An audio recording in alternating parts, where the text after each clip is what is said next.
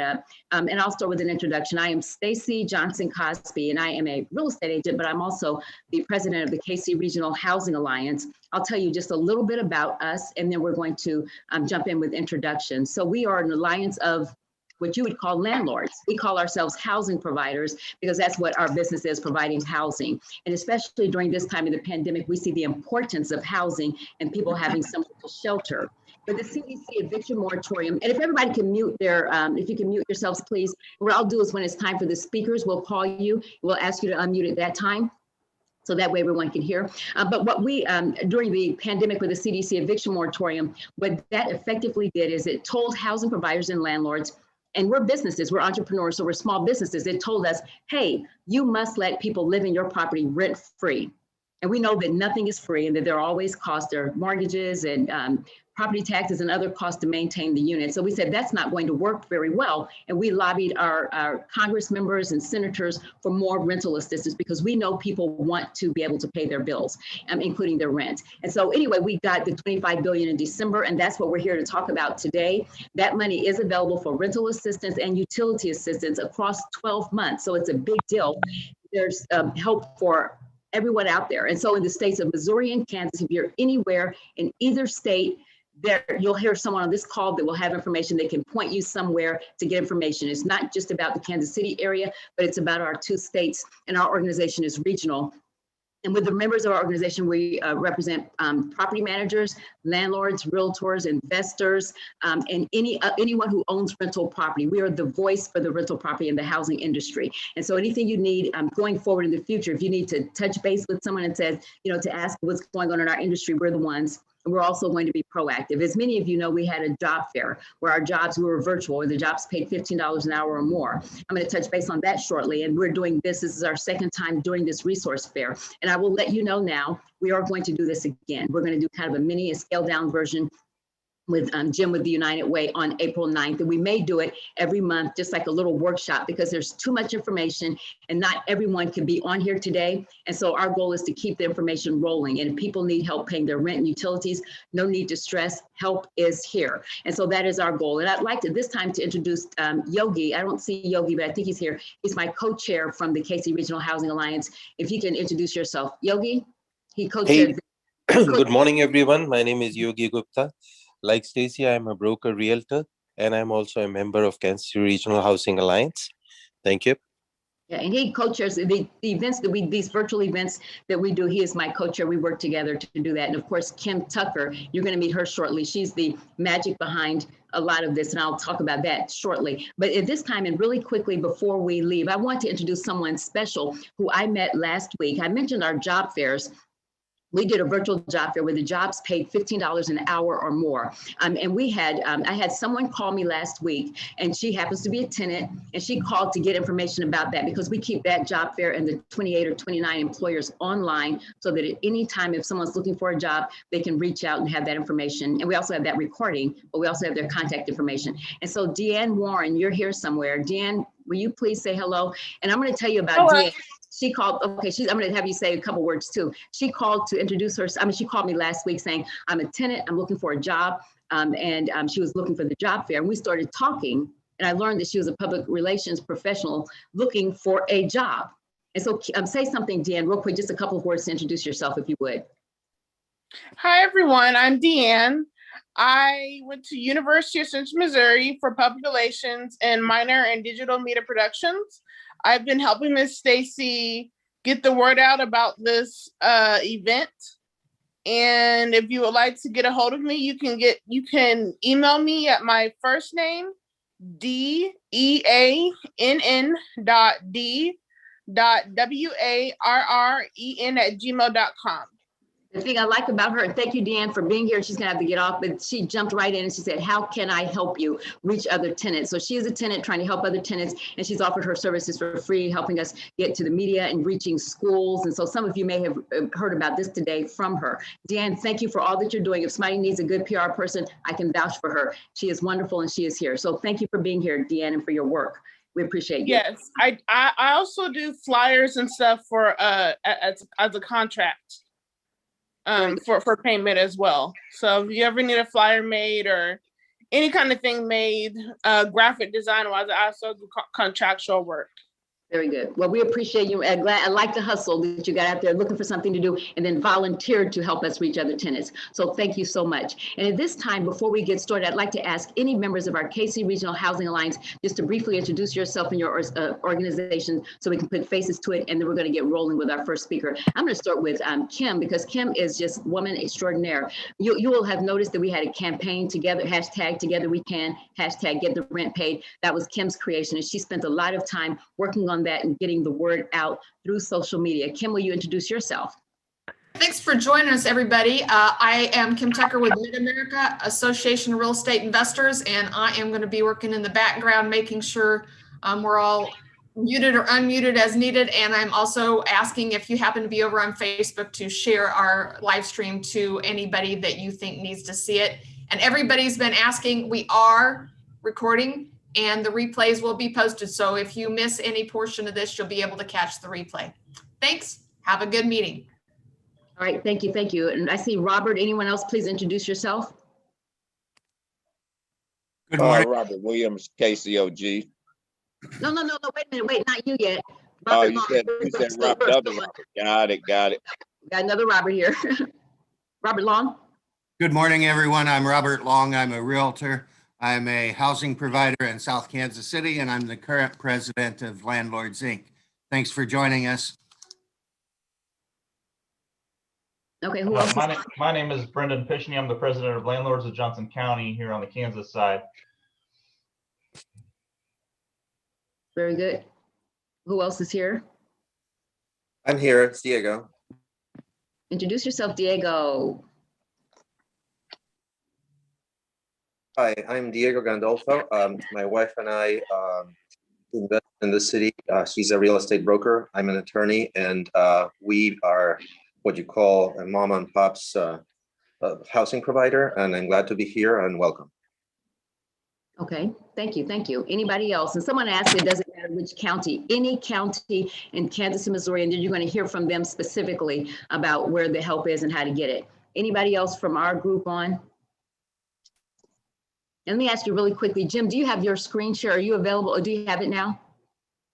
Well, yeah, I'm having a little trouble with my computer, so I'm on my phone, but I've got my present. Let me see if I press the screen share button, will it let me? I can try it, but I might need you. I just emailed it to you, Stacy. I might need you to pull it up. Okay, let me work on that really quickly. And the reason I say that is because you are our first speaker, so I want to make sure. Stacy, I'm here. It's Candy. I was on Facebook and just jumped onto Zoom, so. Okay, very good. Will you introduce yourself, please? Yes, Candy Meehan. I own a property management company, Home Rental Services. We manage houses throughout the entire greater Kansas City area. So glad that you all could participate and spread the word. This is awesome. I agree. This is our industry coming together, doing what we do, taking care of people. Is there anybody else before we get started? We're making sure that our first speaker, that we have Jim's screen available. And when you need it, Jim, I do have it. So let me know if you need it. So I just tried to share it. Can you see? I've got a slide up on my screen. I don't know if you can see it or not yet. I don't. Am I missing it? Negative. Hey, Stacy, it's Jason Grill with the Apartment Association of Kansas City. I just want to introduce myself. I know we have some members on this call. I do government affairs consulting for the Apartment Association of Kansas City, and there's some folks from across Missouri as well on this call today. Okay, very good. Welcome. And Jason, thank you for letting us know that. And thank you for being here. Jason is part of our group as well. And so we welcome all of those who have joined us from across the state. Is there anyone else from our group while we make sure we have Jim's presentation? And Jim, I have it if you don't have it. Okay, yeah. So let me know. Okay, well, I just tried one more time. Do you see it now?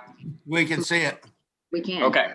We can. So why don't we, while we have it up and everything is great, why don't we go ahead and get started? So our partner, one of the things that we did when we realized that there was a trouble in our marketplace and that people needed help and that the rental assistance was out there, we connected with Jim. And I've known Jim McDonald for, I don't know, several years, and he has been wonderful to work with from the United Way. Their goal, he actually walks their mission. Their goal is to help people and to get information out there about assistance. And when I asked him if he would work with us on this, he immediately, without hesitation said yes. And so for that, I'm appreciative. I'm going to turn it over to you, Jim. If you could, please introduce yourself and if you can get started. Sure. Thank you, Stacy. Appreciate it. So yeah, I'm Jim McDonald. I'm with United Way of Greater Kansas City. In about a month, I'll be starting my 32nd year of service with United Way. And it's really been my privilege over the last couple of years to work with a number of partners in the community around issues related to housing instability, the threat of eviction, the opportunities to build financial stability among low and moderate income households. And so during the early part of the pandemic, we forged a partnership with several area legal aid organizations, and we've been able to help hundreds of families avoid eviction in the past, probably 6 or 7 months. And so when the new federal funding came down for emergency rent assistance, we began looking for ways to sort of come alongside the area jurisdictions that will be receiving those dollars or that have received those dollars, and then with the nonprofit partners that help them do the work of assisting families. So what I thought I could do is just spend a couple minutes walking through some high-level pieces of information about the federal program. I'm grateful for all the folks who are on the call today who know a lot more about this program than I do, including some folks who are running the programs that are serving our region. So grateful for that, and I'll leave the more detailed questions that any of you might have about the program to those folks. But with that, I'll go ahead and get started with a little bit of an overview. Okay, so the Emergency Rental Assistance Program was put into place with the passage of the recent stimulus package that was passed in December by Congress, and then assigned to the U.S. Department of the Treasury to administer nationally. The passage of that act earmarked $25 billion nationally for rent and utility assistance to renter households.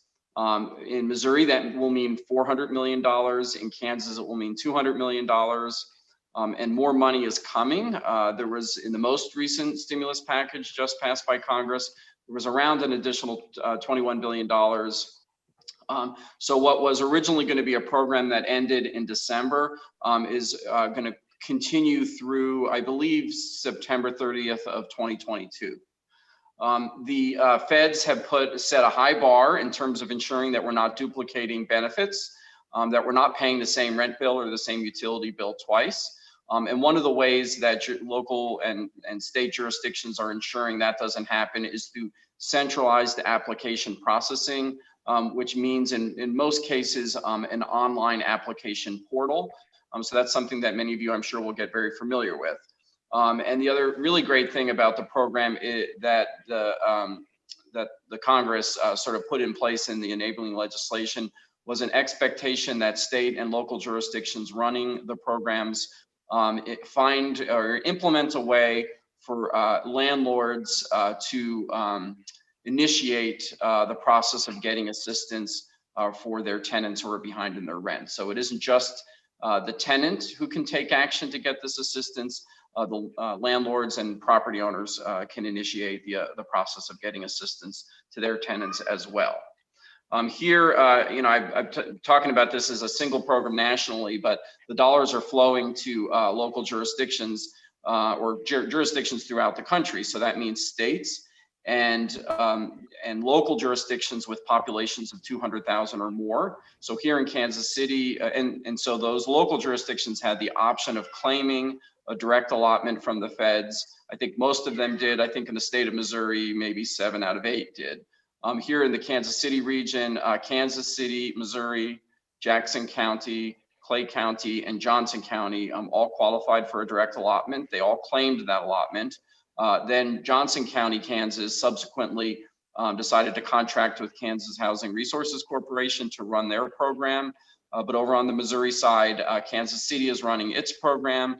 Jackson County is running its program through a partnership with United Way and Community Services League. And then Clay County is running its program through a partnership with United Way. So really in the Kansas City region, we're talking about 5 distinct programs, each of which has its own place to go for a resident to apply. I'll make the point that today, where you go to apply if you're a tenant really depends on where you live. And you know, there's a program for everyone as long as you meet the eligibility criteria. And if any of your tenants are unsure about where they can go to apply, United Way has kind of aggregated all of that information into a single one-pager that I'd be happy to share with you that includes links to the different application portals. And then United Way 211, our information and referral service, is always a resource as well, so people can call 211 and find out where they should go to apply. I'd say today, and the Missouri side in particular, today there are distinct jurisdictions, meaning there's the program in Kansas City only serves Kansas Cityans, and the Missouri program only serves people outside of those jurisdictions that got a direct allotment. But MHDC, and I think there's maybe someone on the call today from there, is in the process of setting up a way where soon there will be essentially 2 programs that serve Kansas City residents, the local program and the statewide program. So I thought that was really terrific. In terms of the assistance that's available through the program, and this is just language right out of the legislation, rental payments, which includes forward payment of rent. Without getting into the details, an applicant who qualifies can receive assistance for up to 3 months of forward rent. In addition to rental arrears, we can cover rental arrears going back to April 1. Utility assistance payments, current utility bills, and then utility assistance arrears going back to April 1. And then there's a provision for other qualifying expenses, which really includes costs associated with getting someone who is currently unhoused rehoused through things such as deposits or relocation expenses. And it really varies depending on the jurisdiction about the kind of assistance available that's in that category.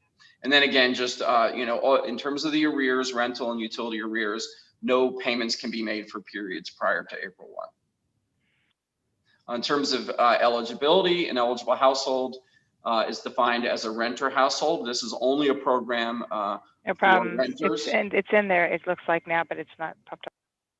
So this is a program only for renters. Even the utility assistance component, unfortunately, is only for renters, not available to mortgage holders or property owners.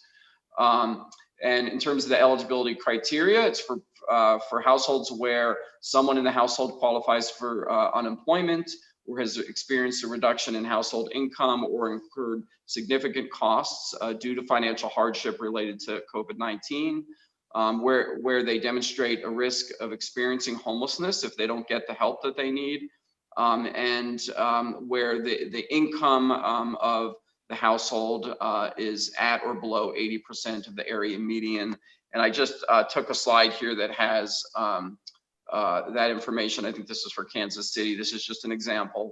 And so it's tied to the household size. So the maximum income an applicant can make depends on the number of people in their household. There are a couple of priority populations that are named in the legislation. So the federal government wants programs to prioritize households at or below 50% of area median income, and those where there's one or more adults in the household who've been employed for 90 days or more at the time that they apply. And my apologies, this is a slide I took out of another presentation that we're using in Clay in Jackson County. And so this information isn't necessarily true across the board. But I think in some cases there's a priority placed on households that are facing imminent eviction, where they, their application may get moved ahead of other applications because they have a lawsuit filed and they're on the brink of eviction and they might lose their housing otherwise. That last item though is not embodied in the legislation, but it's just kind of one of those things that I think each jurisdiction is grappling with on a case-by-case basis. Just a couple of thoughts, and then I'll turn it back to you, Stacy. I think for landlords and tenants, it's important to be patient in awaiting payments to be made. I think the turnaround time in the various programs that have been set up can range maybe from a couple of weeks to a couple of months. And so it's important for folks to be patient while they're awaiting a determination on an application. There are community nonprofits that are in some cases assisting jurisdictions with the processing of applications. And in other cases, they're available to assist. They're not processing the applications, but they're available to assist an applicant with things like getting access to a computer, getting access to a scanner. There's a high documentation burden in addition to the application itself. And so there are, caseworkers at community nonprofits who are available to walk alongside applicants who need the extra help in submitting an application. Again, for information on the program serving your jurisdiction, you can feel free to call United Way 211. And, I'm not sure what your plans are for questions, Stacy, but I'll turn it back to you now because it looks like, there'll probably be lots of questions from each of the presenters. And that's right, we're handling some of them in chat now. So if you have a question, you can put it in chat. And what we'll do at the end of some of the presentations, we'll ask if anyone has any questions. We may answer a couple at that time, and then we'll keep moving. But we'll do that for other speakers because we know you'll be here through the end, Jim, and that you're a partner with us on this. And so we want to make sure we get yours at the end after everyone has spoken, because I think, as we know, we're going to point a lot of people directly to you. And then along those lines, I wanted to share something really quickly here. We had a success story with United Way. At the end of last year, the CARES funding, they had to get their dollars spent before the end of the year, before December 31st. And at one point, Jim said that he was concerned he had a little bit of money left over, didn't want to have to send it back to the federal government. And he worked side by side with us, and we created a streamlined application form where housing providers could, bundle up any of their tenants that needed help and get those packaged together and sent in to a dedicated email address.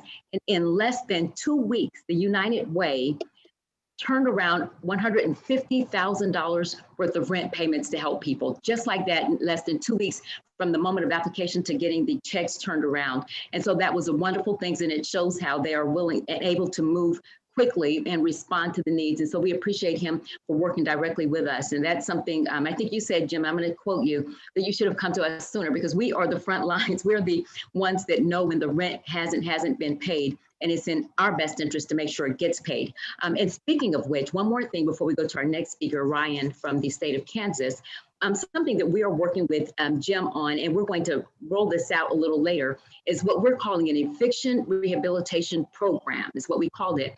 And what that does, this is a special kind of tenant that needs help. We all know that tenants that are currently in their homes that may be behind for months and months, that we know they can apply so they can stay housed. But there is a special population, people that were evicted as a result of the pandemic and after April 1st, maybe because of a loss of income or a job, that are currently today homeless and not able to find somewhere to rent because of the past eviction. Our goal is to help them, because that is going to be a burden. That judgment of thousands of dollars will be a burden around them and for them for years to come. We don't like that. And so we're working directly with Jim. And what we're going to do with our eviction rehabilitation program is that person will be able to apply for assistance, even though they've already been evicted. They may be on a couch, in a shelter, in a car, in a hotel, staying with a friend, and they are having a problem and running into barriers, finding their next place because of this past eviction and this big judgment that's due. They will be able to apply to get that judgment paid off of their past due rent. And so that housing provider will be made whole, which is good news. That tenant will be helped because now they'll have a zero balance and they'll be able to say that their judgment has been paid, and then they can explain what happened. And then going forward in a separate application, they can apply, just like Jim talked about, for 3 months rental assistance. And I'm guessing that a lot of housing providers would be willing to give them a chance. So we are removing the barriers caused by eviction. And so that is something that we have done because we know that there are people out there that are struggling, and eviction is a big deal. And so that's our assistance. So watch for information on that eviction rehabilitation program. We'll give that to you later. Stacy, this is Charles. I have a doctor's appointment, but I appreciate, but I'm trying to get into a doctor's office. You're up, Charles, right now. Please introduce yourself and share what you want. Perfect timing. Okay, thank you very much. And the information you all have shared so far has been very, very informative, very informative. very important. My name is Charles Johnson. I'm executive director of an organization which is called I Am My Brother's Keeper here in Kansas City, Missouri. That consists of male mentoring from the age of 8 to 18. And that also has a community outreach component. But also for the last 53 weeks, I've been blessed, and I say that very humbly, to feed the community of Kansas City. I've partnered with Councilman Brandon Ellerton, 3rd District at Large City Councilman, Harvesters Food Network, and Mount Sinai Baptist Church, which is located at 3634 Brooklyn. For the last 53 weeks, we have been feeding the city. As of December, Harvesters gave me the count that with the poundage and however they do their calculation, that I was provided with enough food to feed roughly 650,000 families. That is a lot of food, but that speaks two ways. One, it's a blessing to be able to help those in needs during this time. Also, it really shows a need in our community dealing with food, the food shortage. So I reached out to you, you reached back out, I appreciate it. But any churches or any entities that is willing to participate in a food drive, I have a relationship with Harvesters. You can reach out to myself. There's a few criteria that we must meet. Some of it we can circumvent and kind of get around. Some is concrete that I can't bend with because it's their policy and procedures. But I can be reached at area code 816-529-8166. And that email address is cj. Did you want to go? I am my brother's keeper, one word, at gmail.com. And I'm willing to work with anyone in the community. I'm willing to work with. I have no problem with working with anyone in the community. That's what I do. Also, this Saturday, I have initiated myself, along with roughly 50 volunteers, of a community cleanup. Our city is a dirty city. Our city is full of trash. And I'm speaking from the river all the way south. It's just trash everywhere. You hear some complain about the city's not doing this, the city's not doing that. That's our responsibility. These are our neighborhoods. We're the ones throwing the trash, not us literally that's on the Zoom, but it's our responsibility to take care of the trash. So I've been blessed to work with the director of Public Works, who is Michael Shaw, to organize, and they've guaranteed me all the material that we'll need to address this trash issue in our community, and etc. And our first one is scheduled for this Saturday, March the 20th at 9 a.m. And our meeting location will be 3836 Chestnut. And I've identified roughly about 20 blocks this month that we're going to give a lot of attention to. And from each month, we're going to continue to do these.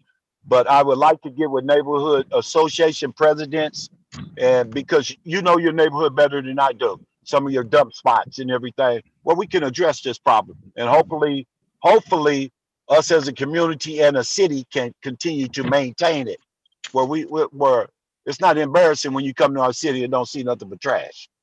So anyone that's willing to work with me, reach out, specifically with the food drives, specifically with those food drives. That is a must. You speak of rental assistance and everything, there's a lot of those households that doesn't have food. I see redundancy every week of the same people getting the food. And I have plenty of food. I would give food out until harvesters tell me they're not giving me any food no more. That's my goal. That's my goal. Anybody have any questions, feel free to reach out. I apologize. I just had knee replacement surgery, so I have a follow-up appointment so I can continue to be active in my community. So I got to make sure my knee is working correctly. So anybody wants to reach out, feel free. And I thank you all. I We thank you got for the Charles. invite. Charles, we got you. And on your flyers, when you do your food drives, because you do them, I think every other week, get the flyers to us if you would, and we'll post them. So people looking at our Facebook page and our website will have access to that. So if you share it with me, I'll get it out. And we thank you for your good work. Get in there and take care of that need. Okay, thank you very much. Y'all have a blessed one. Have a good weekend, everyone. You Be too, safe. Charles. Thank Thank you. you. Thank you for your work. All right, very good. And so here is our speaker lineup. He's at, we moved him up a little bit. Next, we have Kansas Resources Housing. Mike, you're on the call. If you could please introduce yourself. We're happy to have you here. So this is our speaker lineup, just so you can see who's coming up next and who else we're going to have on the call. So Ryan, welcome and thank you for being here. Good morning, Stacy, and good morning, everyone. What a great group. It's a pleasure to see so many people that are active in working in affordable housing and just the provision of housing in the KC metro area. So thank you. Thank you for your good work. Thank you for your partnership. Jim McDonald was just on and has done a wonderful job as an advocate for affordable housing. So I'm honored as Executive Director of Kansas Housing Resources Corporation to take just a couple minutes and give you and all an overview of the State of Kansas program. And then it sounds like you're going to be hearing about some other ones that are working in the region as well. If you don't mind, I'm going to take just a second and share my screen, and hopefully I can get this all to work okay. And then while you're doing that, Ryan, you cover every single county in Kansas, because that was a question earlier, right? We do, with the exception of Wichita right now. And that's because Wichita received the funds directly. But we will be before, in the coming months, the rest of the area here. So give me just a second. I'm having a screen issue here. Are you seeing the regular, are you seeing the presentation okay? Yes, we see the screen with the Family Kansas Emergency Rental Assistance is on there, yes. Perfect. Okay, well, I apologize. For some reason, the Zoom disappeared, so I can't see any of you, but I'm going to go ahead and start my slides, and please let me know if you're having trouble seeing or hearing anything. Okay. I guess before we start, I want to take just a minute, and I realize you all work in providing housing, but I like to talk about how housing has never been more important. Home has never been more important than during the time of COVID. I'm going to play a 90-second video which explains why.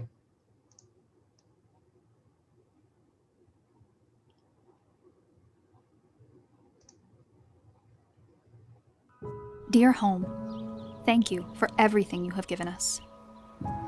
For the shelter that you provided, which gave space for life lessons. Now, life lessons are coupled with school lessons as bedrooms become classrooms. Housework happens alongside office work because kitchen counters are also desks. And now, community looks a little different. Worship looks a little different. Healthcare looks a little different. But in all, you remain constant. Oh, home, you have provided us shelter. But more importantly, you have provided us space for love and for life. Your door opens to introduce us to the adventure that awaits in the evening. And it secures the things that mean everything to us. Each turn of the doorknob is a handshake that reaffirms our commitment to each other. Because right now, home means more. And when we return, we enter your familiar embrace to a feeling that is as incredible as it is indescribable. Every Kansan deserves safe, affordable housing. Kansas Housing Resources Corporation is unlocking home.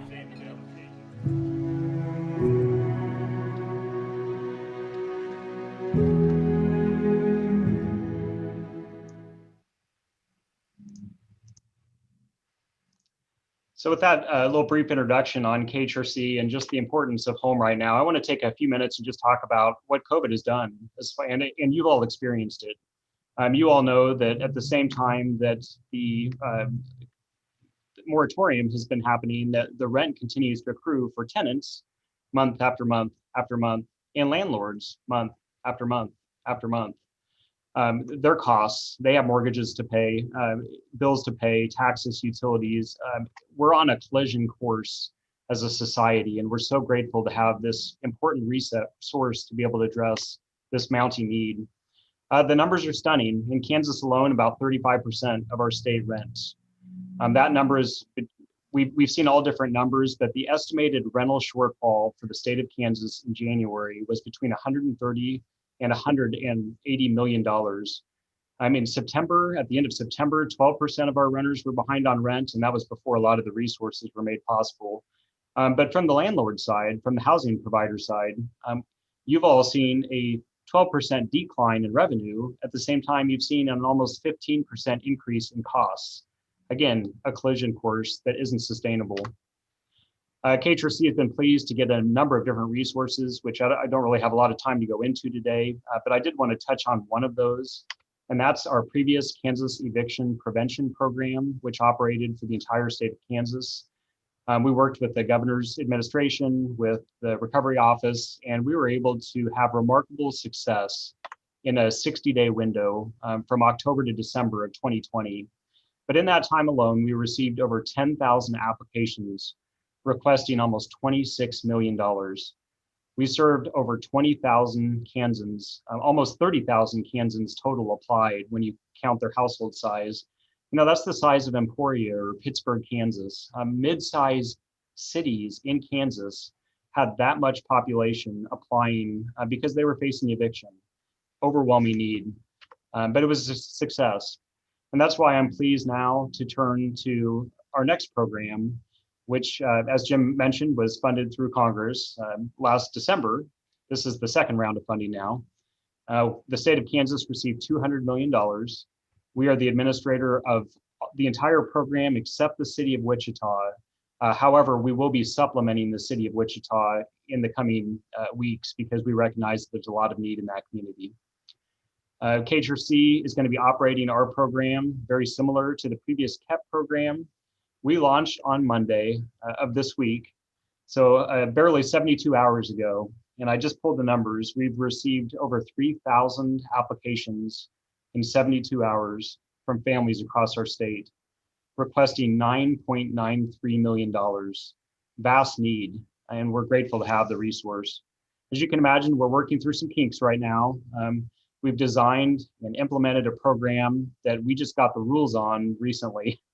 Congress and Treasury just gave us some different rules, which have kind of helped us, required us to tweak our program, but we're working through those immediate issues right now, and the program is launched, it's underway, and we're pleased with the success so far.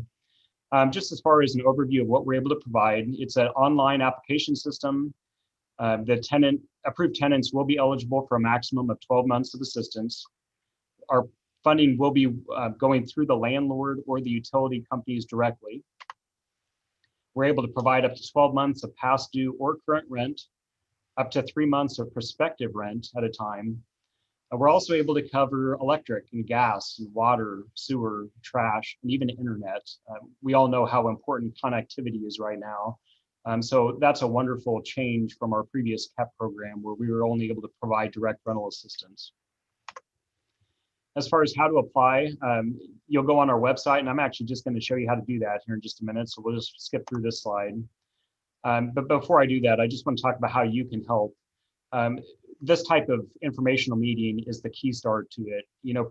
Promoting Cura through your networks, through emails, newsletters, websites, community boards, events, flyers. Steer people to our Cura website, which I'll be showing you, and join our mailing list.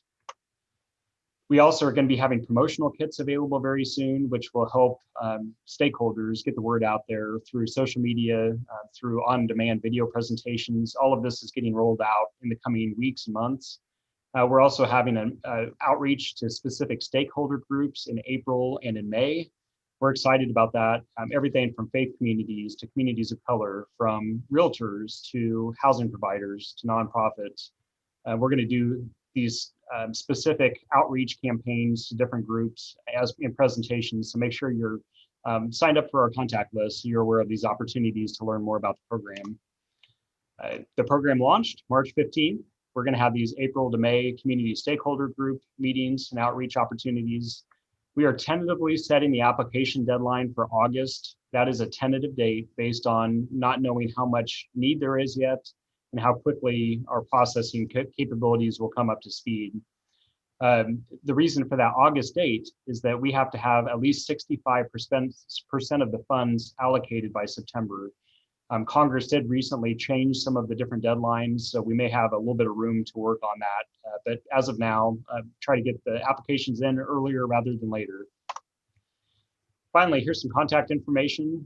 We encourage everyone to check out our website, which I'm going to be showing you, and then use this email address to ask any questions. You can join us on Twitter and Facebook and join our mailing list on this link. I will be sending this presentation to the group following this as well, so you'll have that to utilize. We have a wonderful community partner and utility team manager, Moniz Crawford, and her contact information is on this slide. Moniz and her team would be happy to assist as well. So with that, if we have just a minute, I'm just going to pull up my computer here, and hopefully, can you see my website page here? Yes, we can, yes. Okay, perfect. This is KHRC's website, kshousingcorp.org. And you can click on Kansas Emergency Rental Assistance page here, and there's also a banner at the top where you can actually apply. It's a very user-friendly website. It talks about the funding source. It does talk about, if you're in the city of Wichita, clicking on that link to access their program. But I wanted to highlight just a couple of things. We do a nice job of kind of detailing the eligibility requirements, which are things like being a renter, meeting the income requirements, which I'll be showing you, at least one member of the household having a documented COVID impact or hardship, and then at least one member of the household is uncertain about where they're going to be staying or whether for fear of being homeless without this assistance. And then we just need valid proof of identification. It outlines the application process. You'll apply through this, click through this link here. There's a little bit of information about what the assistance covers. There's very user-friendly flyers, everything from a fact sheet for tenants. Sorry, it changed there we go. We've got Spanish language as well. There's a link for our program guidelines here, as well as FAQs. The FAQs go into specific detail about just every portion that we think that people who are applying may need to know. And then finally, I want to make sure I pull up our income limits because I think it'll be applicable to the other providers as well. It's based on county. So if you're in Johnson County, for a household of 4, the limit would be around $68,800 or below. And of course, it's based on household size. So again, it's a very user-friendly site. I'd encourage you to check it out. And then at the very bottom is the email. Ryan, can you go back to that page with the income and make it a little bit bigger? Oh, I'm sorry. Yeah, just a little bit bigger so we can see. And so you're saying in Johnson County, you're looking at the fourth column over is four-person family. And you're saying there's the Johnson County there towards the bottom. So for a one-person household, it would be at or below 48,000. For a 4-person, it would be 68,800 and on up. Okay, very good. So that's helpful to have because many times people talk about percentages, but we don't know what that really translates to for families and real income. So that's helpful. Thank you. Absolutely. And then at this point, I'm going to stop sharing my screen, but just want to know that we are here to partner. We've got wonderful nonprofit corporate partners around the area as well. We're getting those uploaded as we get in sign memorandum of understanding with different groups. These are for both tenants and landlords that may have difficulty maneuvering an online application platform where they can go in and actually get some assistance, have an individual assist them as well. So again, we're working through kinks. We've come a long way in the last week, and we're excited to see this immediate resource addressed. That said, this is a massive ongoing need, and it's for tenants and for landlords alike. Congress just recently passed funding for mortgage assistance, which the state of Kansas will be rolling out in the near future. So we're kind of up to here with our capacity right now at KHRC, but we're just honored to be doing this work with the state of Kansas with good partners, including people like you. Stacy, I'm happy to field any questions, but I'll turn back to you so that you can keep the conversation going. Thanks. Stacy, I have a question from chat. Okay, good. And we do have a couple in the chat for you. So go ahead, Robert. Will this program, the rental assistance program, cover lot fees at a mobile home park? Great question, Robert. And yes, it will. And that's something that you can actually look under our FAQs on the program page for that type of specific question. But we And are you able. think, and that would apply in Missouri most likely as well, wouldn't it, Ryan? You know, I can't speak for Missouri, but I believe it is eligible under the federal rules, but each jurisdiction is slightly different. MHDC is on this call, so they can better speak on that. And then also would, there's a question as to whether Oxford House residents would qualify, and I think that's residents in a group or rehabilitation home, recovery home perhaps. That type of specific question, I would probably need to circle back with my team on. If we're not able to find information on our FAQs and we get that type of question, what we're going to be doing is talking internally about those specific types of issues that pop up, and then we're going to update our FAQs so that we can get that information out. So I will make sure I send that on to our CARA staff to be thinking about. Great question. Thanks. We'll tell Friends of Recovery to reach out to that information email on your website. Please. All right. Thank you. Thank you for the questions, Robert, from chat. And at this time, Ryan, we thank you. And I think you're still going to be on. So if we have any questions at the end, we're going to come back and ask any of our speakers to please fill them. I mean, at this time, I'm looking for, and so thank you, Ryan. Kansas City, we have Jennifer Tidwell or Tiffany Drummer on from Kansas City. I can't see if they are here, but they did RSVP that they'd be here. Am I missing them? If you're here, please speak up. If not, we'll move on to our next speaker. Okay, I don't see them. If they're here, they will make themselves known at some point. And so at this point, I'm going to show you again our speaker lineup, and we're going to have the Missouri Housing Development Commission. Jenny's coming up next, and KC Water Services, because that's a big deal with the water bills in Kansas City. Then we're going to hear from the Center of Conflict Resolution, then keeping communities on guard about a follow-up event that they're going to do to help people get their applications completed and shared. So at this point, I'd like to welcome Jenny Miller. If you can please introduce yourself, and I thank you so much for being there. And I must say, before you start talking, that you are the person about this special eviction rehabilitation program that we asked about, where I called you immediately and said, can we carve this out of there? And you looked at it, the way you interpreted the rules, you said absolutely. And so I thank you for your flexibility and being willing to work to do what we can to help people who've already been evicted, to try to rehab and get them back into place where they can start renting and then buying homes and whatever else they need to do going forward. So I thank you for your flexibility and being willing to work around circumstances to serve more people. Jenny, welcome, and thank you for being here. Thanks, Stacy. I'm going to go ahead and share my screen.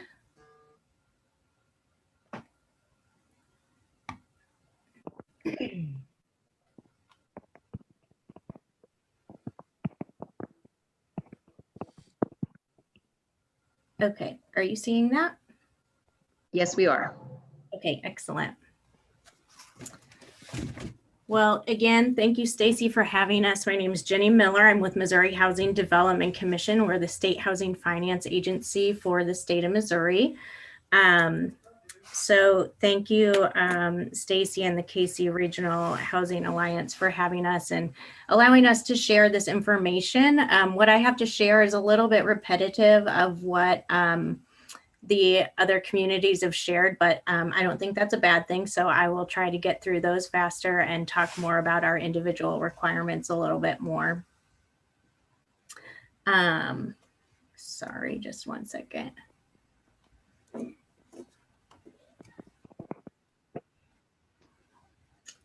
Okay. So as the other localities have alluded to, so the COVID-19 Economic Relief Bill was signed December 27, 2020, also referred to as the Consolidated Appropriations Act of 2021. That included $25 billion in emergency rental assistance, or also commonly referred to as the ERA program.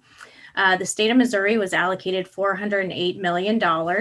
It is administered by the U.S. Department of the Treasury, which is a little bit different for all of us because generally these types of funds are administered by the Department of Housing and Urban Development. No less than 90% of an allocation of ERA funding can be used for direct rent and utility assistance, and then no more than 10% can be used for housing stability services and administration. Treasury does have a lot of data collection and reporting requirements, so we do want people to know that anything that we're asking in our applications is a federal requirement. We have tried to really boil it down and only ask for what we need in order to report back on this funding. The funds must be obligated by September 30, 2021. So the new American Rescue Plan that other communities have talked about, the new stimulus funding that'll be coming as we're calling 2.0 of this program, did extend our deadline to September 30, 2022. However, we do have those obligation dates. So we're trying to get 65% spent by September 30, 2021. States as well as cities and counties with populations over 200,000 were eligible for an allocation of this funding. So again, in Kansas, as they explained, Wichita did receive their own allocation. Same over here in Missouri. So the Missouri counties administering their own allocation of this funding are Clay County, Greene County, Jackson County, Jefferson County, and St. Louis County. And the Missouri cities are Kansas City and St. Louis. So then the difference in what's left of that allocation, MHDC as the state of Missouri will be administering about $320 million in our state allocation through the State Assistance for Housing Relief Program, or SAFER. So program eligibility, again, the program is eligible to households with an income at or below 80% of the area median income. I saw a question about federal poverty guidelines, and for these Treasury funds, it is based on the area median income for household size and county that you live in. So as Ryan pulled up the chart, we have a similar chart on our website for all Missouri counties by household size, so people can look up those income ranges.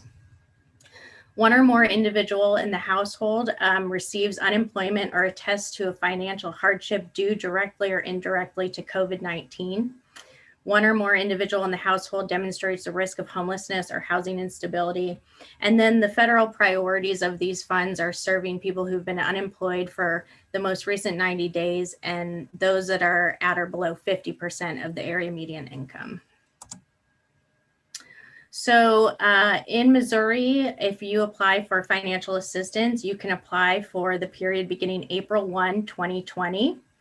Assistance is available for up to 12 months of rental arrears, 12 months of utility assistance per eligible service, and up to 3 months of forward rent. So when you think about that the total assistance cannot exceed 12 months, 1 month could include rental arrears and utility arrears for multiple services. And so that can, that can really help a household out when you're taking care of all of those together. The payments are made directly to the landlord and utility companies. Our SAFER program application is live. Currently, we have a tenant-initiated online application portal for direct financial assistance. The landlord is required to provide their payment information and W-9 in collaboration with that application. We did launch our program on February 15th, 2021, and that website is mohousingresources.com/safer. You can also just go to mohousingresources.com and you can clearly see it there as well. So coming soon in our next program phases for the state will be an online application portal for landlords. So right now our tenant portal is open and we'll be opening our portal for landlords to apply directly. Again, they'll have to have the signature of their tenant. So no matter how you structure this program, there has to be collaboration from the landlord and the tenant. We will be providing an offline application option, and we'll be engaging with housing stability, case management, and legal services providers through that 10% of funding that you saw. So if somebody goes to apply for the SAFER program, on the website, you'll find instruction documents, eligibility checklists, everything that you would need to prepare to submit an application. When you then create an account to make an application, there's a checklist there at the beginning to make sure that you don't move forward unless you understand and meet all of the eligibility requirements that I talked about. In the application, you will provide required information on your household, your income, and then the requested assistance per service. The landlord application portion, again, is just them providing their payment information and their W-9. You'll then submit it for review. If something is wrong or there's a mistake, we won't just kick it out. We will reach out to you, notify you. You'll have 10 days to correct or cure that information and then resubmit. The required documentation that folks would be prepared to upload is a primary applicant photo ID, household annual income documentation. So we kind of have that set up in an automated series. So if you have zero income for the household, you would attest to that and move on. If you do have income, you could upload participation in a means tested federal program, and that would take care of your income documentation. If you're not participating in one of those, you want to upload your income based on the last 30 days with 2 months of documentation. And then, you know, if you've recently been employed, but most of 2020 you were not, and you don't qualify now that you have income for the last 30 days, you can then income qualify based on your total FY 2020 income, and you would upload your 1040 tax form. You will have to upload your past due rent or eviction notice and your utility past due notice. I do say subject to Department of the Treasury guidance. They do every month or so come out with some updated frequently asked questions that can sometimes open up our regulations a little bit or clarify some things. So again, I would say that currently the counties that I mentioned, Kansas City, St. Louis, or Kansas City, Jackson County, Clay County, do receive their own allocation of funds, but we are also working on supplementing in other areas. As soon as, you know, we get our duplication of benefits system in place, as Jim mentioned, we do plan on opening to other locations. So there will be multiple ways that tenants could be assisted. Again, my name is Jenny Miller. I have my email address here, the Mo Housing Resources website. And then if you have specific program questions, you can email mo.safer@mhdc.com. Happy to answer any questions, and please share our information far and wide. We appreciate your time today. Stacy, I have a couple. Okay, well, let me ask this real quick. Vanita is also monitoring Facebook, and she's a member of our alliance. She's also monitoring Facebook and YouTube for questions. And so Robert is handling Zoom. So Robert, it sounds like you have some, and then Vanita, I'll call on you to see if we have any questions on Facebook and Zoom, and YouTube. Thanks. From Andrea, I made $65K last year, but have been unemployed since November. My unemployment is not reliable, even though I'm taxed for it. Can I get assistance based on what I'm actually receiving rather than what I'm supposed to be receiving? And I'll add Jenny, or, you know, the person whose income was quite different last year than it currently is.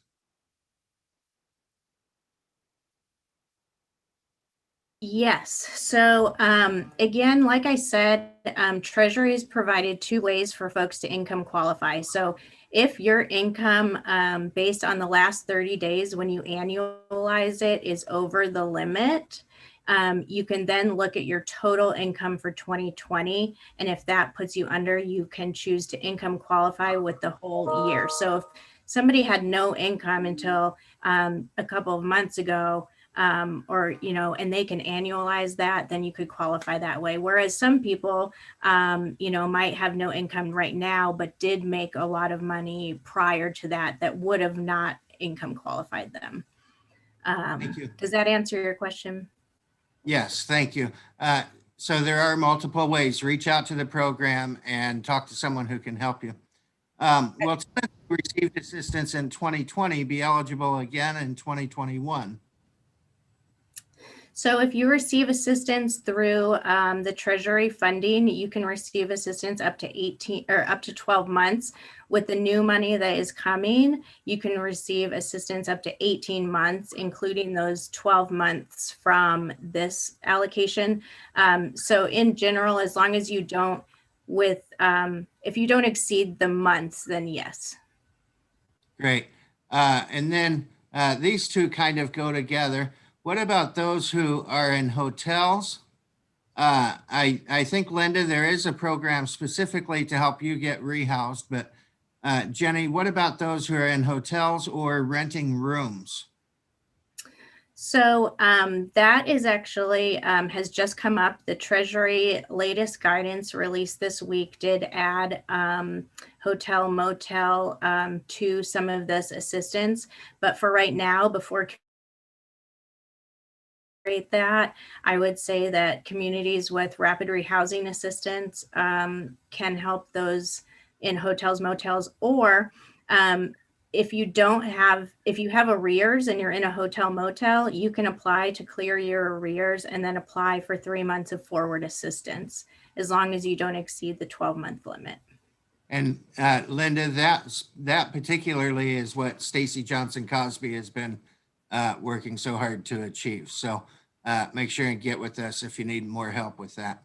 Timeline for turnaround of payments, Jenny? So like I said, we do have a cure period. So if someone needs to correct something in their application, they would have time to do that, as well as the landlord.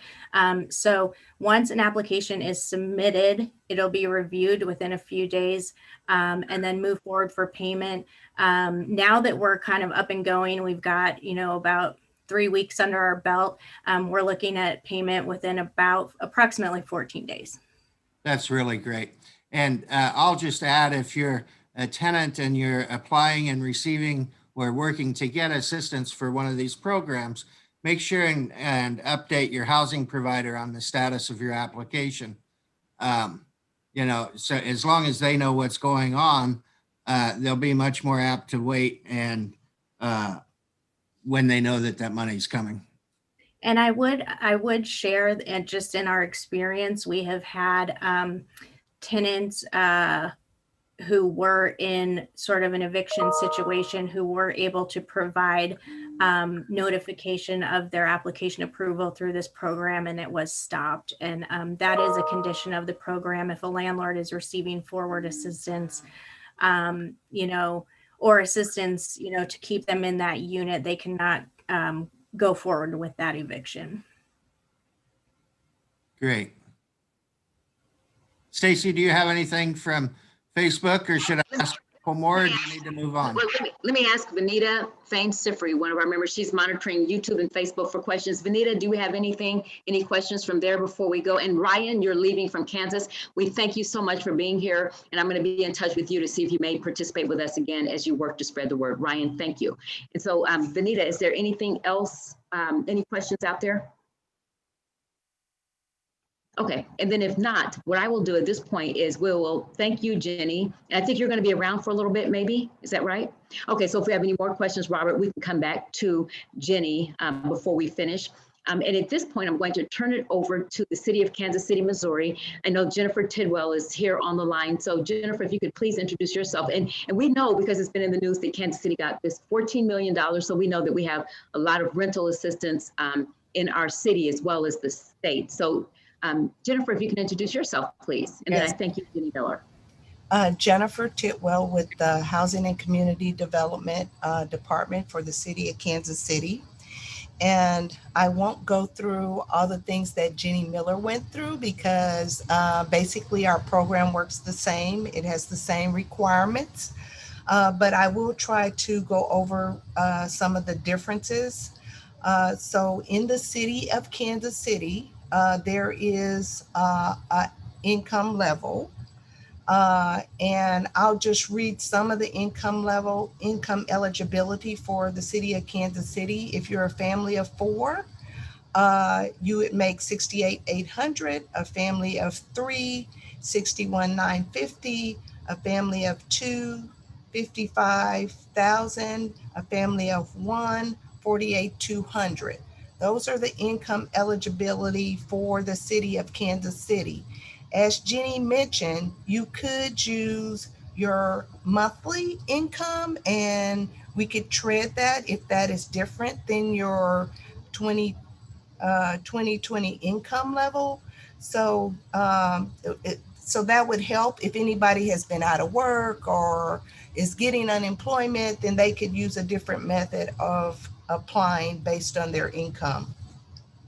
The other piece is the city of Kansas City is also distributing their money through several agencies that have worked in the community for a long time. And several of those agencies you'll be aware of, like Greater Kansas City Information Center, Guadalupe Center, Community Link, Community Assistance Council, which is out south, Hope Faith, which is in the 3rd District, Journey to New Life, which is in the 3rd District. And all of this information is on our website, so I'll give you the website before I finish. Maddie Rhodes, Metropolitan Lutheran Ministries, Restart, Save Inc., and then United Way of Greater Kansas City will also have a pot of our money where they will be helping folks that have been evicted. They will be helping landlords who are trying to secure rent through the tenants that are in their particular buildings. And then they will also be taking individual applications. But each of these agencies, you could call them separately and be able to get rental assistance through the agencies as well. The last thing I will say is that Kansas City also has a website. It's KCMO Rent Help. It has a lot of the information that Jenny mentioned in terms of eligibility on that website. It also has a link that will send you to a place where you could put all your information in it, and then someone will call you back to make sure they get all the other additional documents that they need for you to get rental assistance. We are working on an application, and I think Jim was on the phone earlier, and I think we will go live sometimes next week, but folks are already accepting applications and also doing waiting lists for folks that are coming to them now. And then the link that's on our website, you can also be able to go into that link, and then someone will refer your application to one of these agencies or to United Way. My last conversation has to do with our office. You could always call our office. Tiffany Drummer is our tenant advocate that is helping us steer people to the right place and answer any of their questions. And her number is 816-513-4571. And we can put that in the chat box as well, so that you'll have both the link to the city's website as well as Tiffany's information. And I think that's all I have to add. However, we are diligently trying to get the word out through flyers, and we will probably have some manual sites up pretty quickly.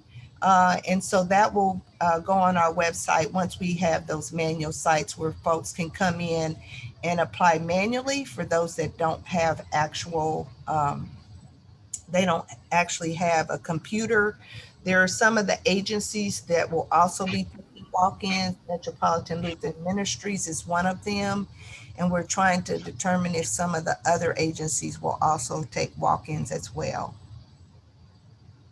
And I think that's all for me, Stacy. Okay. Jennifer, thank you so much. And I have to say that you said it's the Office of the Tenant Advocate, but I say it's an Office of the Housing, like a housing advocate, because we call you as well. We housing providers, landlords, anyone can call you for any information if it has to do with rental property. So we appreciate you all so much for that. And I know Tiffany's a hardworking lady. Before we finish up, and so I'm going to say thank you, Jennifer, but for Tiffany, I have a kind of a success story. I have a friend of mine that was struggling and needed some help with rental assistance, and I always give out Tiffany's number, with the city, because you all can triage. Like you said, Jennifer, there's certain organizations that are better prepared to handle certain populations, because you know who to send them to. And so anyway, my friend that called, she just called me last week, and I didn't know this. She had worked with Tiffany, and Tiffany had to do some follow-up with one of the agencies because the agency said, hey, we don't have money, or whatever it was. She ended up getting $10,000 back rent paid for her to help her. And she's a single mom with a baby. And she also ended up with a couple $1,000s in utility assistance. And that just changed everything for her. And so I say thank you to Tiffany for your hard work in answering and triaging and handling those calls. And Jennifer, thank you. And then thank you for your feedback and the work that you do, Jennifer, managing that office and that department. You guys are real flexible and great to work with as well. So we thank you. And at this time, we're going to go just immediately to our next speaker because water bills. Everybody knows about the Kansas City Water Department and the bills. It's unfortunate, but it is a reality. And I get calls, and we know that there are a lot of issues with those water bills and managing them. So I've asked the Water Department to come on and just, if you could walk us really quickly through people who need assistance getting those big water bills paid off. Olivia, you're here. If you can introduce yourself, and then please share your details with us. Good morning. My name is Olivia, and I'm with the Kansas City Water Department. I'm in our Credit and Collections Division, and I have a PowerPoint to share with you all.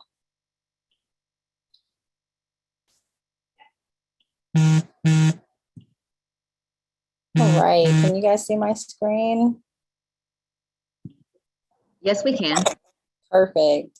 So again, like I said, I'm Olivia Gonzalez. I'm the Senior Administrative Assistant for the City of Kansas City's Credit and Collection Division. I'm filling in for my manager, Celeste Tucker, who is the Utility Manager of that division.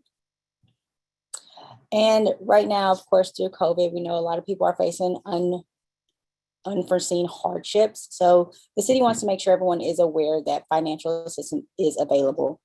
We understand the need for water, and we're going to do everything we can to maintain water services for the customer. The best thing for customers to do who are not current is to contact KC Water by phone. Our phone number, of course, is 816-513-1313. It's going to be option 1, or of course, you can visit us online at www.kcwater.us. And we are asking customers not to wait until they're in crisis to reach out to get assistance. We also have our low income assistance program, which we've a partner with Mid-America Assistance Coalition, which is better known as MAC, and that's to help the customers pay their water bills. You can contact them by contacting 211. You can also call them by their actual whole phone number, 816-474-5112, or even by going to www.211kc.org. Of course, there are different applicant guidelines to reach to get assistance for the low income assistance. Normally, an applicant household has to have an income of below 185% of the U.S. poverty guidelines. I think that's going to correspond with the information Ryan had shared when it shows the actual numbers of the income. Also, you have to have an active KC Water account. Along with that, the maximum you can receive within a rolling 12 months is $500. And then this funds can be used to a current bill or, of course, a settlement bill. So there are options there for people who have past due bills. And then a lot of applicants do have to have made a personal payment within the last 90 days. There is no income amount for that last payment, but as long as the payment's been made within the last 90 days, they're able to get assistance. Again, with the emergency rental assistance, like Jennifer has stated, we have partnered with the City of Kansas City has emergency rental assistance for tenants, which is being distributed through various community agencies.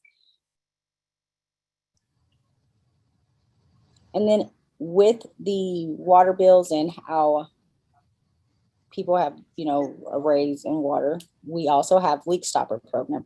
So this is called Bridging the Gap. This is to provide qualifying customers with water saving kits on how to reduce your water usage.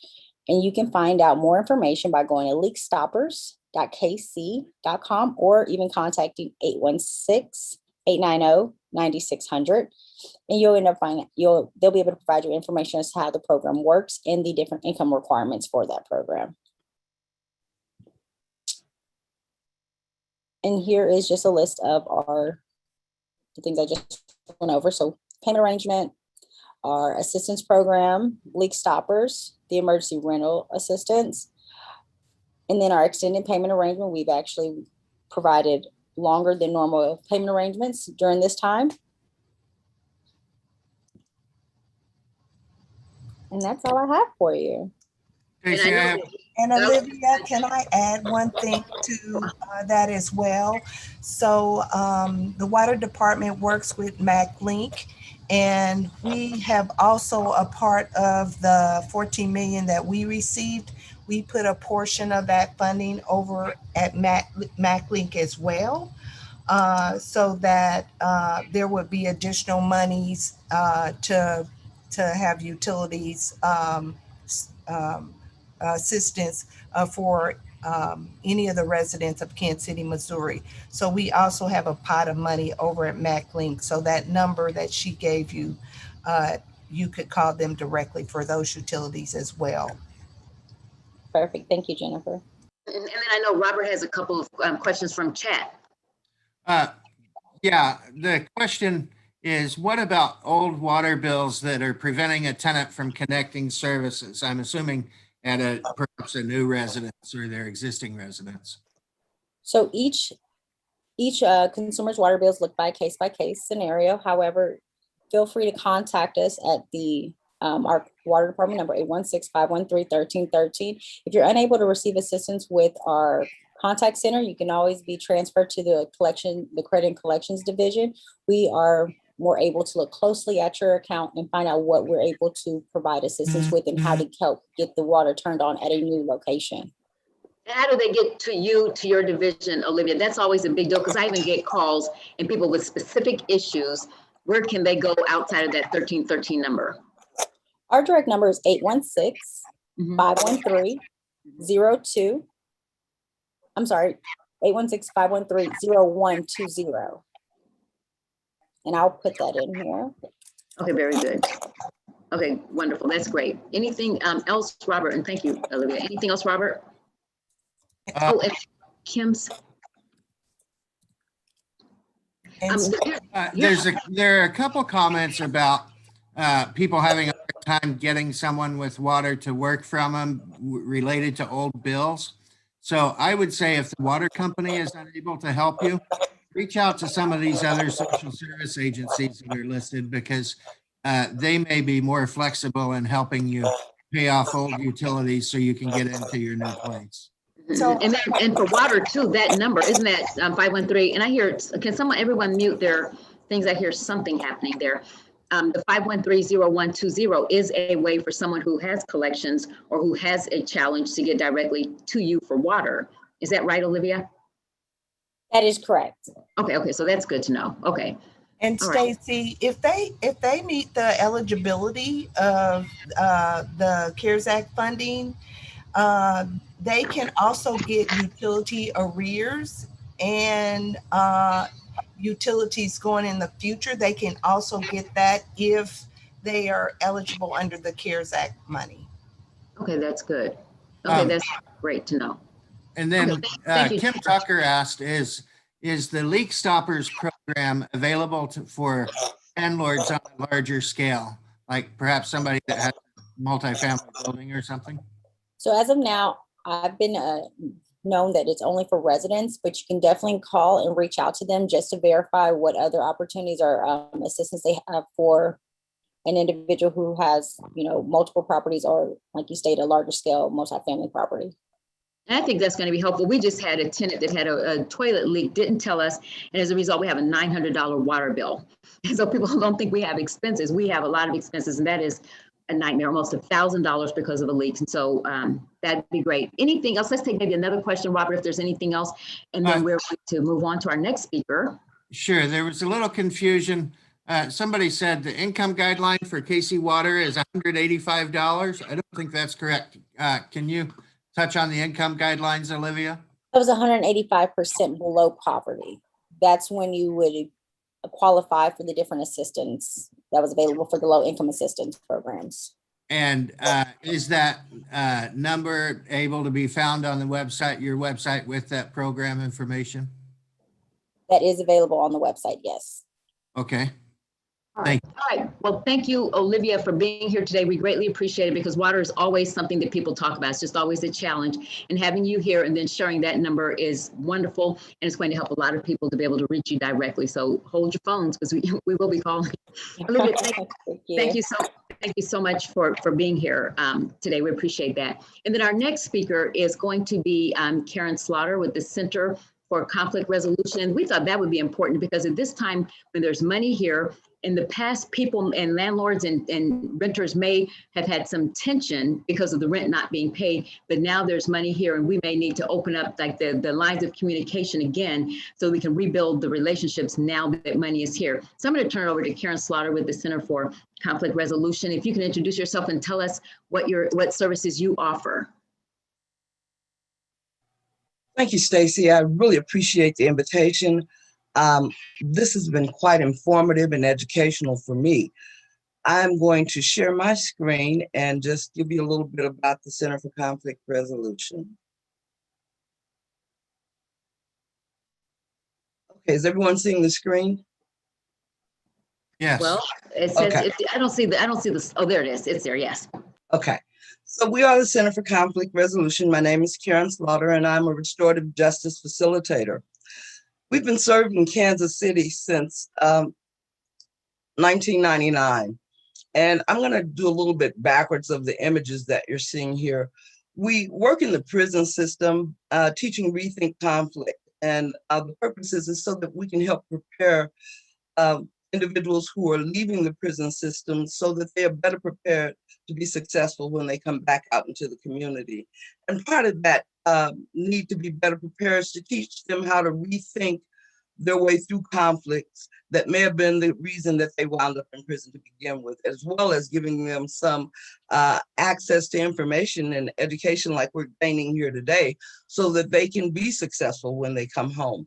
In the educational system, we are in multiple school districts and schools in the Kansas City area, both teaching our students how to rethink conflict, but also helping the administration and the teaching staff to understand and be involved in discipline that restores. It's a restorative justice process that kind of helps us reduce the number of times a student may be actually suspended and spend time away from the school where he's not actually being taught, not actually being prepared. So if we can help with that through our training and our educational program, that's one of the things we hope to do. Now, where the community is concerned, we are in the community in multiple ways. We do mediations that could be from anywhere from a barking dog to a shared driveway to neighbors disputes, and sometimes relationship disputes as it relates to child custody issues. But the reason today is so important to me is I serve quite often on Thursdays in the eviction court down at Jackson County. And I get calls from the landlord and or the tenant seeking to figure out a way to resolve the issue. Sometimes tenants, through fear of being displaced, wait until the very last minute, have not done a good job of maintaining communication with the landlord. And the landlord has become, or the housing provider, Stacey, I apologize, has become frustrated because they don't see a way to the end. And most times they have the responsibility of a mortgage. And so there needs to be some form of communication and some form of assurance on the part of the tenant to share what's going on and what options may be available to resolve the arrearage. So this programming today and the programming we attended a few weeks ago has been great because it's arming me with tools that help me facilitate those conversations, even between the tenant and maybe the attorney that is representing the household provider. So as a whole, we provide a safe, structured, and positive environment to talk. Tools that help people resolve, manage, and transform conflict, and training that provides skills and tools to create peaceful solutions and restore relationships. Our offices are located at 6285 Paseo, and we can be reached at 816-461-8255. My email address is kslaughter@ccrkc.org. And again, I appreciate the opportunity to be here today, Stacy. I've got a lot of notes, and I have several tenants and housing providers that I need to reach out to today. This will make those conversations much simpler and provide options. That is absolutely wonderful. And you're right there on the front line too. So we thank you, Karen. And also something else, you guys also are looking for people to be trained as mediators, no matter what background or what walk of life, if they're neighborhoods, if they're business people, whatever, you all are always training mediators. Is that right? Absolutely. And I mentioned that we do some other work, neighborhood accountability boards. If you're not interested in being a mediator, neighborhood accountability boards are opportunities for us to serve as a community in a restorative justice fashion. So that training allows us to come together and present and offer understanding, hope, and support to someone who has been charged with maybe a low-level crime, and the prosecuting attorney feels that they would be better served by using a diversionary program similar to ours. So we as a community, and I say we because it's members just as yourself, will sit down, and we're doing it virtually, but we'll sit down with that person and understand where they were at the time, mentally, physically, whatever, that they found themselves in that particular situation, help them work through the accountability part, understand how or whom they've harmed, and understand how they can correct that harm. And typically, it is very soul searching and gratifying because we connect with people, and people are so appreciative of not being judged. It's a no judgment zone. Right, absolutely. Well, thank you again. Thank you for what you do, and people can reach out to you for your services or to get trained or to participate in any way that you shared with us this morning. Karen, we appreciate you being here. This is all just there's a lot involved in keeping our communities and neighborhoods safe, and that involves the tenants and the housing providers. So thank you. And then our final speaker, and then after our final speaker, we're going to take questions. But our final speaker, another community group, we heard from Charles earlier, and we hear from Karen, another community group that's stepping up to say in this space that there's help to be had. And so I'm going to ask our Keeping Communities on Guard, Lamar and Robert are both here, and they're going to tell you how they can help people get the applications filled out, kind of a one-on-one. So Lamar and Robert, you're up. Please introduce yourselves and tell us what your organization does and will do. Okay, my name is Lamar Vickers, and I'll be speaking on behalf of myself and Robert Williams. We are the founders of the KCOGs, which stands for Keeping Communities on Guard. And we are a little bit about us. When Charles mentioned the food drives, as they bring the food, we help to get the food to the people. We there every week, and as it turned out, 53 weeks of being out there helping people get the food that they are providing. We've also been a part of neighborhood cleanups for like the last 4 years, and really proud of our work that we do out here in the community. So when Stacy contacted us and we found out about this opportunity, our goal to this is we pride ourselves as being the boots on the ground. So what we're doing to this is those individuals who can't go online and don't have the ability to go online, that's the population that we're going to serve. And we're going to serve them for as many weeks as it takes to get everybody that's out here underprivileged to be able to be satisfied through this process. And we will, or our position is we will have satellite centers and satellite locations that on a weekly basis people can come to, have someone to sit with them at the computer and help them to apply online. And so that's our goal, is to reach that population that will not be able to just take advantage of this opportunity as any normal person would do. And we are partnering with MAG Services, which is at 2510 East 72nd.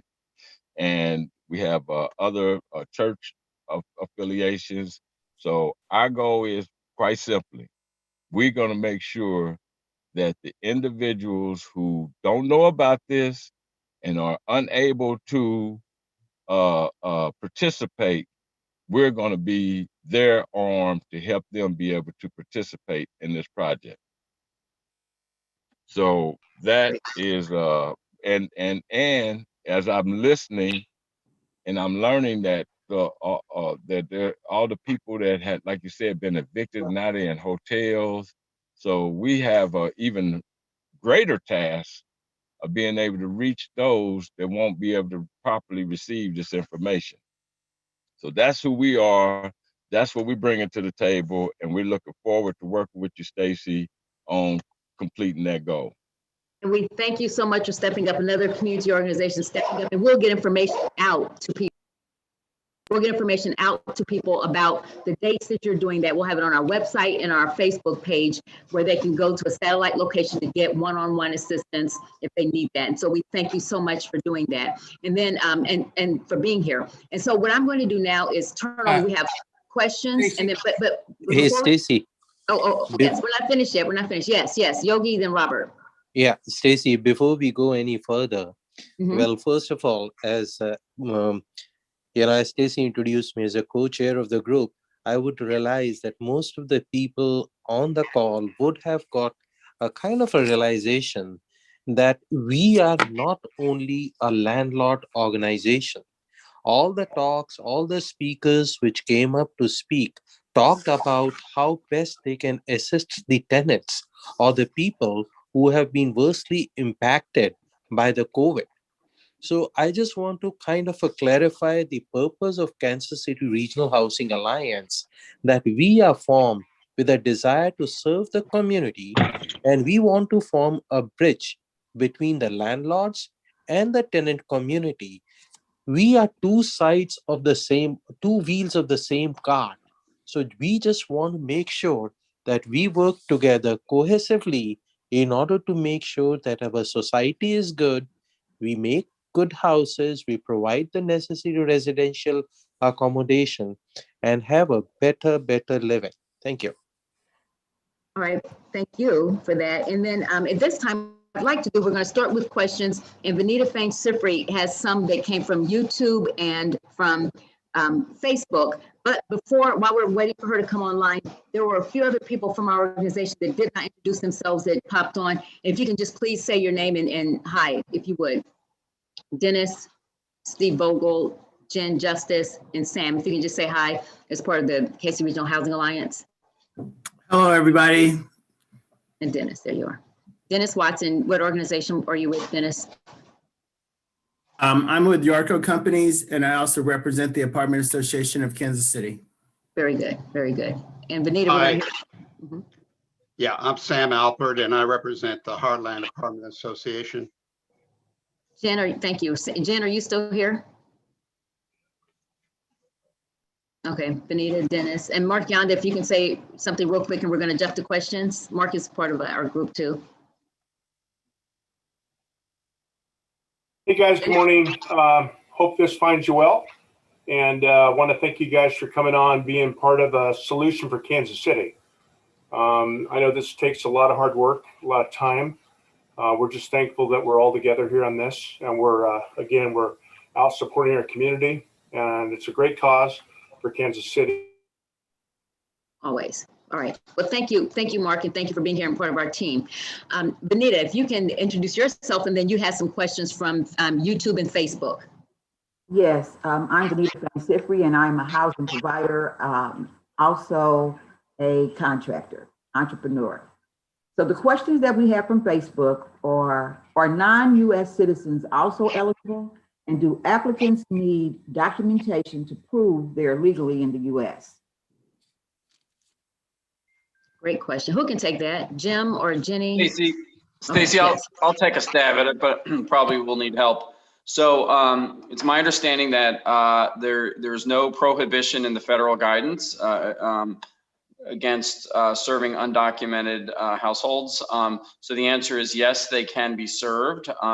It is my understanding also, though, that most programs are requiring the last 4 digits of the social security number or the ITIN, the individual tax identification number, which is something that an undocumented person might frequently have. But I also understand that some undocumented citizens do not have any kind of tax ID number. So that's a challenge that each program is tackling individually. I can say here in Jackson County, I'm helping them get their application set up, and we're looking at alternatives such as the last 4 digits of their phone number. But the short answer to the question is yes, they can qualify, and I would welcome any insights from any of the other program administrators that are still on the call on this question. Thanks. Jenny's here. Jenny, anything? Yeah, so I would agree with what Jim said. In our application for the state of Missouri, applicants are asked for the last 4 digits of a social security number just to provide a unique identifier when we are checking for duplication of benefits. We do not, we can't validate if that number, is, we don't ask for the full number. So if you have a photo ID, you can apply. Very good, thank you. Anything Next else, question. Anita? Yes. Are payments eligible for properties in Kansas City but located in Platte County? Are Platte County residents part of the eligibility criteria? Yeah, I'll take a stab at that. So Platte County residents who live in Kansas City, Missouri would apply to the Kansas City program, and Platte County residents outside of Kansas City, Missouri would apply to the SAFER program, the Missouri Housing Development Commission program. All right. And United Way has links to all of those programs on our website. I would also add that at mohousingresources.com, you can also find links to the other localities as well. So if Jim and I are, if you come to ours, you can go to theirs. If you go to theirs, you can come to ours. Well, yeah, and you've got the whole state, so yours is probably a better resource to be pointing people to. As a matter of fact, Stacy, do you have that link, and are you going to push that out to the group? Which link is that? What do we need? Yes, it's in chat. Oh, is it? Okay, good. We have 2 more questions. Is there any assistance for mortgage delinquencies available? I could take that right now. The emergency rent assistance funding is only for renters obligated to pay rent on a unit for tenants right now. However, in the Biden stimulus package, there was about $9 billion for homeowner assistance. That funding will be allocated to the states within the next 60 days after enactment. So please continue to watch mohousingresources.com for information for homeowners. Thank you, Jenny. And the last question is, could you have some clarification on forward rent payments? So forward rent payments generally means up to 3 months of forward rent. So most programs that are running are allowing for a application for forward rent, which is 3 months of forward rent. However, applicants are not eligible to apply for forward rent until all arrears are cleared, either because they don't have any or because they also apply for arrears through the program. Jenny, can I ask a question about that rule? What if someone has arrears that go prior to April 1 that can't be paid by the program? So ERA funds cannot assist with rental assistance because of the COVID tieback prior to April 1, 2020. But there are other programs still running in communities that can assist. So also at mohousingresources.com, you can look for other nonprofits in the area who receive other rent utility assistance that may be able to help with any arrears prior to April 1, 2020. So just to follow up on that, so would someone who has arrears prior to April 1 who can go to one of these other programs, do they have to do that first before they can apply to this program? No, they don't have to do that first. Okay, great. However, Jim, One question that just came in, Stacy. if you did come for forward rent and all of your rental arrears were not cleared, you wouldn't be forward rent until all of that was cleared, because no arrears can exist. Okay, that's helpful. Very good. Benita? We have one question that just came in. Okay. What if you don't meet the income limits, you've been previously evicted, or are you still eligible for assistance? Unfortunately, one way or another, you have to meet the income limits of 80% AMI or below for your household size in the county that you live in. However, we talked about before, there's two ways to qualify. So you can qualify based on your last 30 days of income or your whole FY 2020 income. So if you need additional assistance figuring that out, I'd reach out to the program and they can help you figure that out. Very good. Benita, thank you for asking those questions and monitoring Facebook and YouTube for us. Our goal is to reach people in as many places as possible. I know Robert has some questions from our Zoom chat, but in the meantime, while we get ready to hear from Robert with our final questions, I wanted you to know when we were talking about like communities doing things, I know that, oh, what happened to that? Okay, COVID shots, that's a big deal nowadays. I'll just share this really quickly. If someone still needs to get their shot, you can call Morning Star Missionary Baptist Church, and there's the phone number on the screen. And the reason I know about this is a friend of my husband's told him he called and within 4 days had an appointment. My mom called and within days had her appointment. And they're very easy to work with, very responsive. So if someone that you know still needs a COVID shot, and they didn't necessarily ask a lot of qualifying type questions, it seems like their mission is if you need a shot, come on in. And then they were just very welcoming and easy on the phone with an appointment. So that number is 816-923-3559. That's 816-923-3559. And it's Morning Star Missionary Baptist Church. I think the type of shot depends on what they get. So you may call them, and they're right on 27th and Prospect, across from the police station. So I just want to take that in. Stacy, Yes. I want to attest that I got my J&J shot there. And just based on what you just said, absolutely true. They have a big supply that they want to be sure is efficiently utilized. Right. And there, yeah, it's absolutely great. So many people are talking about being on waiting lists and not being able to get in. This, like you're saying, Sam, this is just quick, efficient, and easy to get in. So if people need their shots, it's right there, and easy to find too. So I'll stop there, and then we'll wrap up with maybe Robert. If there are a couple questions from chat, then we'll wrap up. And then again, remember, Kim said that this will be available on YouTube and on Facebook, and the recordings will be there. So I'm sorry, yes, YouTube, Facebook, and on our website. So if someone missed today and needs this information, it'll be out there. And then remember again, too, we're going to come back with the United Way on April the 9th and do this again, and not in such a big way, but we're just going to be a little more streamlined and have some information, just like maybe a 30-minute update if people need to get in and get the information, so that we don't miss people, because it's too important.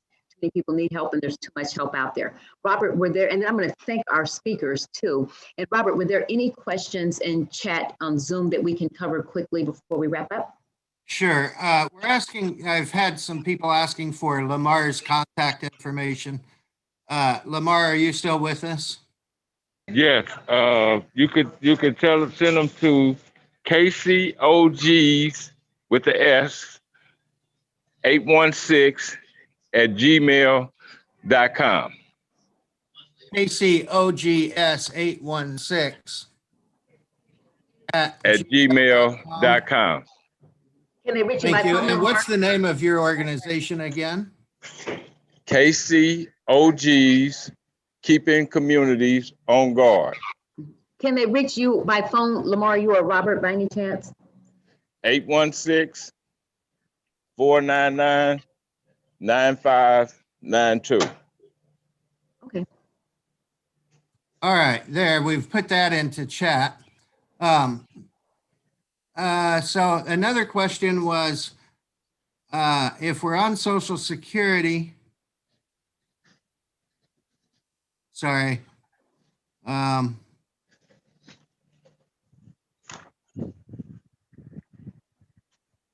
he's finding that, there was one other question. Renters that have not gotten behind on rent, but have been pulling money out of their retirement savings to pay the rent. Is there any way for them to apply for rental assistance and get some of that back? That's interesting. Jenny, your I don't interpretation. know if it's possible. That would probably be a Jenny question, because Jenny would be able to have the same answers for the local city organizations. Or Jim, Jenny or Jim. Yep, Jim, feel free to jump in as well, but I would say, unfortunately, no, this has to be a direct payment to a landlord or a utility company. However, you could use the fact that you did have to use other means to pay your rent, and that could be considered financially impacted by COVID, and you could apply for forward rent up to 3 months and any utility arrears that you might have. Great. And then the question is, do people on SSA qualify? Yes, so that would be considered a federally means tested program. So you would qualify under the 80% AMI or below. Another question about the timeline, and I think you said that could be as quick as a couple of weeks for turnaround for payment once all the information is provided. That's correct. And again, that's after an application is reviewed and deemed eligible and approved. So they might submit, and then it takes 3 days to get into that approved status. So your 14 days would start there. Okay. And if someone has received, applied for LIHEAP and received a small amount of assistance, can they also apply for utility assistance through another program? Yes, as long as the assistance that they're applying for is not for the same months and amount of assistance, and there's no overlap. If a need still exists, they can apply for both. And generally, when people apply for utility assistance through the ERA programs, when we contact the utility companies and make that pledge, we'll be able to see that other payment on there. So yes. And another question about income. It seems there is some flexibility in the way they calculate your income. So I would just encourage you, if you have questions about fluctuating income, make sure and go ahead and apply and talk to somebody about the different options to calculate your income. Can you touch, Jenny, on whether somebody has to actually be behind to apply for this assistance? So for the state program, and I'll let Jim talk about the Kansas City area if there's any difference. If you are not behind on rent, you can, but you've been financially directly or indirectly impacted by COVID, you can apply for up to 3 months of forward rent. If you are not behind on utilities, this program does not provide forward utility assistance unless you're in a situation where you have other energy costs such as propane or wood that requires a prepayment for you to keep your utilities on. However, this program will be open again, through September. So if somebody is not behind now, but is impacted, they could apply, in the future. And just to clarify, for the rental assistance, they don't need to be currently behind, correct? To apply for the program. No, so as long as you can apply only for forward rent, as long as you don't have any other arrears, or you also apply to clear your arrears through the program. Great. A quick question about that too, Jenny. So a person, and this is to Jim too, we may have talked about this. If a person is applying for the forward rent, that's 3 months at a time. And then I understand that at the end of that 3 months, if it's still needed, and if there's money still available, if they still qualify, they can get an additional 3 months. So that could potentially be 6 months going forward. But for that first 3 months, would that be one check with all 3 months rolled into it, paid directly to the housing provider? Yep, that's correct. Very good, thank you. Jenny, if I could just add a question or tag on with another follow-up question to that. In the Missouri program, Jenny, does an applicant have to, to get another 3 months of assistance, do they have to submit a new application, or is there a mechanism whereby they can come back to the original application? Yes, if you apply and receive assistance and need any additional assistance, you will have to come back and apply again. However, I believe it'll save certain information in your application to where you don't maybe have to fill out every single portion, but you would have to come back and submit a new application.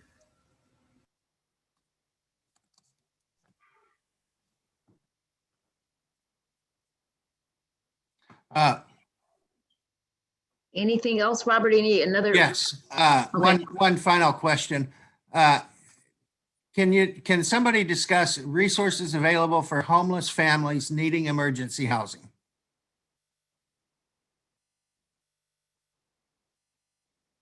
Hopefully. I'll tell you, there are some funds dedicated to the homeless community. Anybody have a resource for that? So if you go again to the mohousingresources.com website, if it there's another box that says I'm looking for resources in my area, you can search by county and it will connect you with all of the homeless assistance funding that MHDC administers to agencies in the area to do that work. So that would be looking for rapid rehousing assistance to rapidly rehouse individuals and families. Some have hotel, motel vouchers, things like that. So I would visit there first for other communities that are funded with the Emergency Solutions Grant Program. If I could, also the KCOGs, we have we have a good relationship with the homeless providers that several of the homeless providers that service the homeless communities, so that we could be an asset as well. Yeah, and I would just add on for people who are not housed currently, they can call 211 and get a referral. So if they don't have access to the internet, they can call 211 and get a referral to an agency. If they live in Jackson or Wyandotte County, they can also basically participate in a pre-screening, and then their program, or not their program, then they will get referred to one of the community providers that operate under the auspices of the Coalition to End Homelessness. So it's kind of an entry point into that service delivery system. I mean, it's no guarantee of service, but it does provide a place to tell a person to go. And if I could say too, Jim, you guys are kind of a one-stop shop for anyone that needs anything. From any phone, you dial 211 and it gets you to you. For in our area, it's the United Way of Greater Kansas City, and that is for food. That's for anything you need, food, utility help, rental assistance, of course, anything you need. 211 is a lifeline and a helpline. So that's something, if nothing else, if you don't remember anything else, 211, I think, is a great resource in our community that can refer you to help. And if I'm not mistaken, Jim, it's 24/7. You can call 24 hours a day and have someone there to refer you to someone for help, right? I think he was shaking his head. Okay, is that right, Jim? Yes. 24/7. Mm-hmm. Absolutely. So that is a resource a lot of people don't know about, but it's out here, 211 from any number. Robert, is there a final question before we wrap up and let people go enjoy the beautiful day and the sunshine? I think we've cleared them. I would just say, people, if you have questions, you can find this seminar again, or you can copy the link and chat through one of the, copy the chat through one of the three dots at the bottom right corner. And this information will be up. So reach out. Don't be silent. There is help available. Reach out and we'll help you find it. And so again, on that note, I thank everyone. I thank our speakers and those who attended. And if you don't need help, maybe you know someone that does. So please, let's spread the word. And Yogi, my co-chair on this event and getting this organized, I thank Yogi. And then I thank all of the members of the KC Regional Housing Alliance. We are housing providers. Don't believe the media. We are the good guys, and we are here to help, because when you help one, you help the other. A tenant cannot survive without a landlord, and a landlord can't survive without a tenant. We need each other, and we are together. No us versus them. And so on that note, I'm going to wrap us up for the day and thank all of you for attending. Hey, Lorraine, I see you. Hey, and then so I'm gonna go. Jenny, you came from I was gonna say from a long way, but it's virtual. So we appreciate you being here. Karen, Lamar, and Robert, all the other speakers, and of course Jim for being our partner in this always and being willing to help do whatever we can to help people. We appreciate you, Jim, and your flexibility. And I'll be in touch with you soon. And so all of you, thank you so much. Olivia, I see you. Thank you. And so we will see you all later. And remember the 9th of April, and we'll get the word out to you all. So thank you all. Thanks, Stacy. Bye-bye. You're welcome, and thank you. Have a great day, everyone. Thanks, everyone.